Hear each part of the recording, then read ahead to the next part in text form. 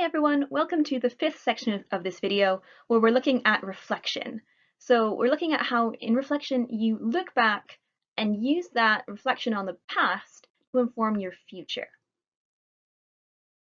So a few quick explanations of what is reflection. Firstly, it's specific. It isn't just a kind of general like, oh, I originally found it kind of hard to do this, and then I got better at it, and now I feel more confident. No, reflection involves specific instances. So thinking back on something specific that happened to you, how exactly you overcame that challenge, and what you think that will do to how you behave in the future. The more specific you can be, the better.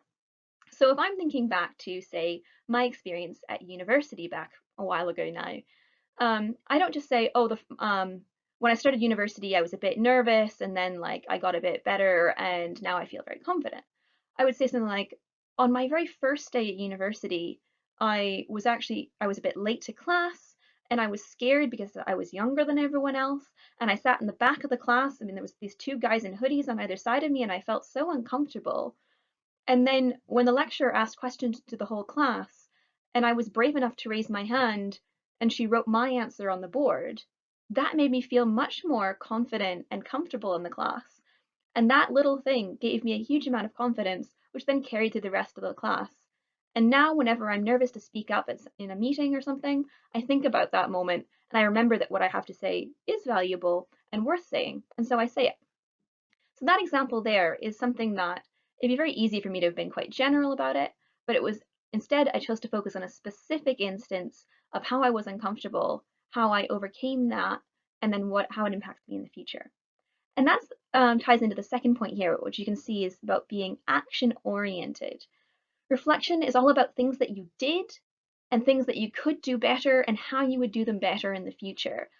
The point of reflection isn't to spend all our time kind of looking into the past, just sort of remembering how things were. It's not about dwelling on our past successes or failures just for no reason whatsoever. It's about thinking about what we did so that we can improve in the future. That's why reflective practice is such an important thing for areas like yours, because you always want to be thinking about how you're performing, how you're acting, and how you can be improving, because you want to be continually building up your skills. And the best way to be doing that is to be thinking really critically about how you've been behaving in the past. So that said, how do we reflect helpfully? There are all sorts of different models of reflection. I'm going to talk through a few of them quickly in this video. We'll give a few more complicated models and then one really simple one. The simple one is my favorite, but you may find one of those more complex models actually helps you structure your reflection better. So the deep model, created in 1985, begins with describe. And this is where you talk about what happened, what did you do? Look at a specific instance and describe it in as much detail as you can. Then you interpret. And interpretation involves, what does the experience mean to you as a learner and why is it important? So I might describe my arriving in class that first day. I might describe how I kind of quite nervously raised my hand in class and how that built up confidence. And I might also think about how that experience then, what it means to me in terms of how it showed me that what I had to say could be valuable, that I should actually speak up in class. And that stayed with me for the rest of my life. Then you want to evaluate. And you want to think, how valuable was the experience and why was it valuable? And in my case, it was quite valuable because it was a really formative day. It was my first day of university. So it was a valuable experience because it occurred right at the beginning of my university education and it lasted with me throughout. And finally, you want to plan. So what will you do with your learning and how will you do it?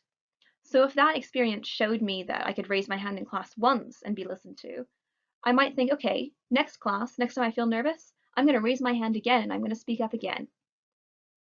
So the deep model is just one way that you can structure your reflections.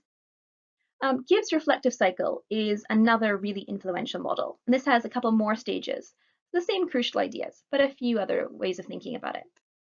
Again, you want to start with description. What happened?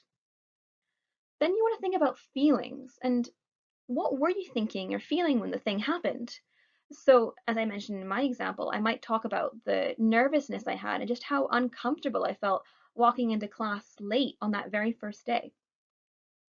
Then you want to evaluate what was good about it, what was bad about it, and think about analysis, kind of what sense can you make of the situation? And so this is where you might want to bring in some theory or some evidence, for instance, if you're drawing upon some external work. You may well be doing this in your autonomy assignment. And then conclusion, say, what else could you have done? So in my example, I might think, oh, actually, it would have been better if I'd planned ahead properly and showed up to class on time so that rather than being crammed in the back where I didn't feel comfortable, I could have sat closer to the front where I could see better. So it's where you kind of think about what could you have done differently. And then action plan. If it arose again, what would I do?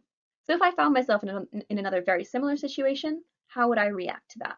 And this is a really crucial part of reflection. Finally, here's probably the easiest model of them all, and this is my favorite because it's so simple and I think anyone can do it very easily. It's the what, so what, now what model.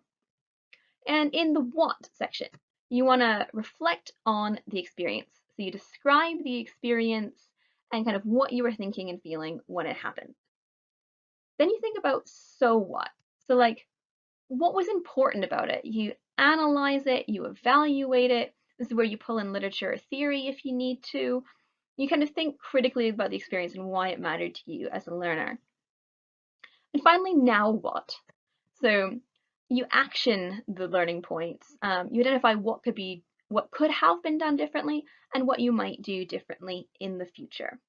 So this very simple model where you describe it, you analyze it, and then you action it is probably the simplest, and it kind of encapsulates all the other models.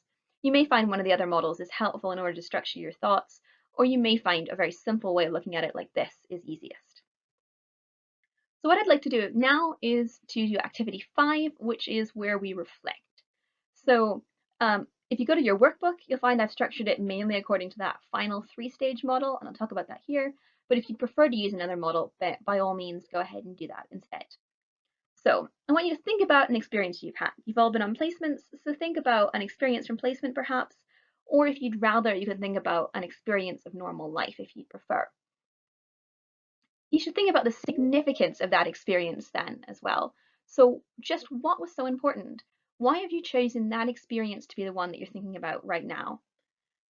And once you thought about the significance, you want to think about next time. So if you're thinking back on something you did, how would you do it differently? Or if it comes up again, what could you change?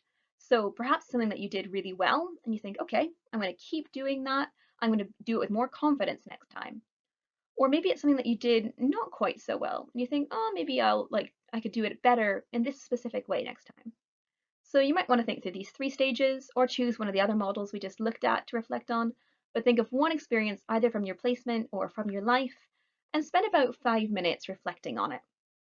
So I hope you enjoy doing that and you find some helpful insights that you can then apply to your autonomy project. See you next time. Bye.